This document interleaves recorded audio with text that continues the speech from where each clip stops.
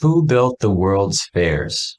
Well, it wasn't just one person. These fairs were large collaborations between many architects, and there were many world's fairs across many different cities. But for me, since I'm from the Midwest, I've been most interested lately in the 1904 World's Fair that took place in St. Louis, Missouri. St. Louis was kind of an underdog at the time.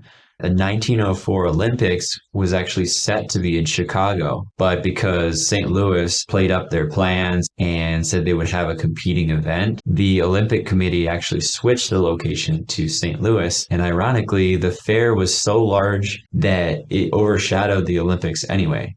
I'm going to cover 6 buildings, so 6 different architects, and just show examples of their other work, and you might see why they were chosen as architects for the fairs. First up, we have the Palace of Agriculture. The architect was Emmanuel Louis Masqueray. This was considered the largest building on the fairgrounds, and it was constructed at the cost of $525,000, which in today's dollars is about $17 million. It stretched over 23 acres, and they showed agricultural products from 15 different countries in 42 states. It was large enough to house an entire working dairy farm, a working cider, rice mills, and most fairgoers would have remembered the unique sculptures that were made out of cotton and butter and corn art, pretty similar to the Corn Palace in South Dakota.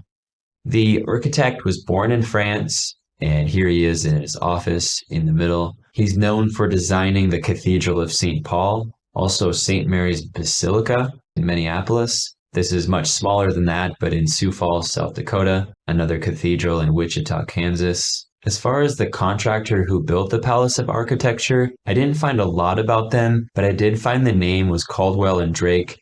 It was George Caldwell and Lester Drake, and they were known for building courthouses and a couple hotels and an armory. And there was a newspaper article about them that mentioned George Caldwell as the mayor of Columbus, Ohio from 1899 to 1902. This was called the Caldwell Mansion, which was built for display in the World's Fair and then moved to another location. Building number 2, the Palace of Education and Social Economy. The Palace of Education covered 8 acres and represented the idea that the fair was an educational enterprise. The construction costed $365,000, and they had live displays of actual classes ranging from kindergarten to university courses. On the south corridor of the palace, that was the Department of Social Economy, and they had exhibits about different contemporary issues like housing, labor, and health. The architect firm was Eames and Young.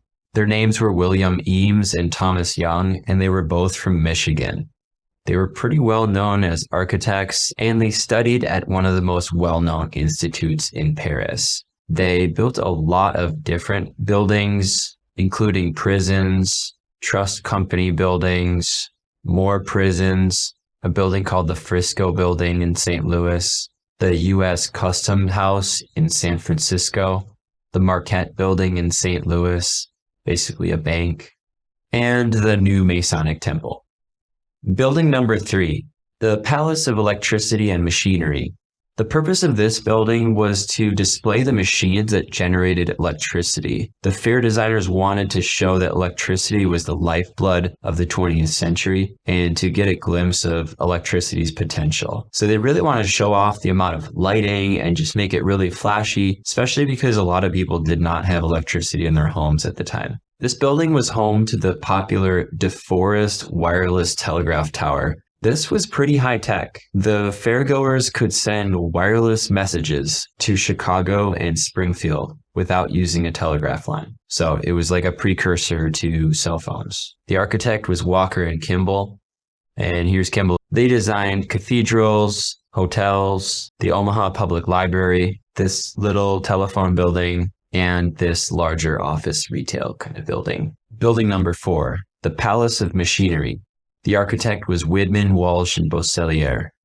This building represented great advancement in technology. They had a power plant built by General Electric, or GE. It covered 180,000 square feet. The generator provided electricity to all the lighting, pumping, and power. and they displayed the latest in tools, machinery, and steam pumps. The cost of construction was $646,000. These architects were famously known for designing the Anheuser-Busch brew house. One of the partners in the firm was named Frederick Windman from Germany, and these are a few of his other designs. This one was his actual home that he designed for himself. It's not for sale, but estimated value today of $600,000.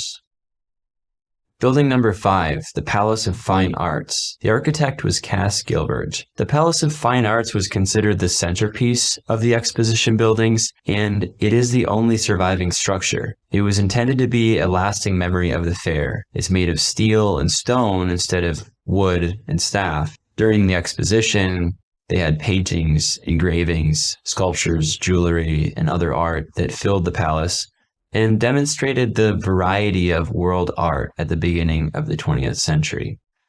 The building was constructed at a cost of just over $1 million, and it continues its original mission as a place to show great works of art. You could even visit today. It's called the St. Louis Art Museum.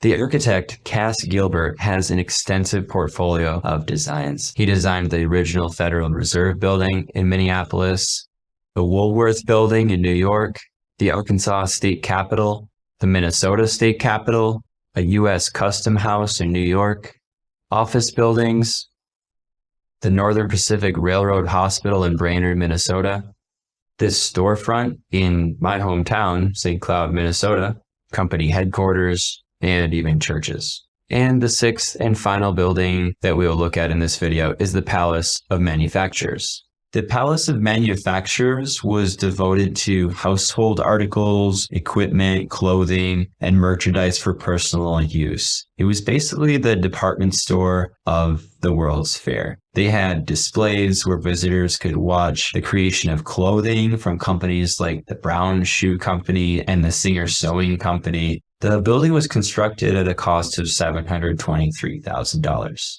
The eastern half featured displays like upholstery, carpets, and clothing that was more utilitarian. And the western half contained hardware like cutlery, stoves, furnaces, and Italian marble and alabaster statues that were available for purchase. This building is where retailers could rent a 6-foot square booth and sell their products to the fairgoers. It was basically the shopping mall of the fair. The architect was Carrere and Hastings, which was a partnership between John Mervyn Carrere from Brazil and Thomas Hastings. They are known for designing Hotel Alcazar in Florida, the Ponce de Leon building, the Mail and Express building, which was the home of the New York Evening Mail, church buildings, mansions, the New York Public Library, theaters, and huge private estates.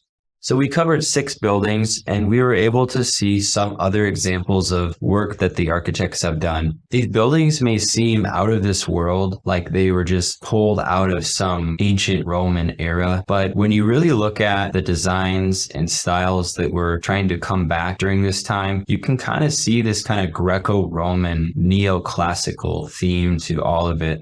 And while the entire idea of these World's Fairs seems extravagant and they were temporary, it's not too far-fetched to think about these designs being thought of. And if you had some thoughts you want to share, just comment below.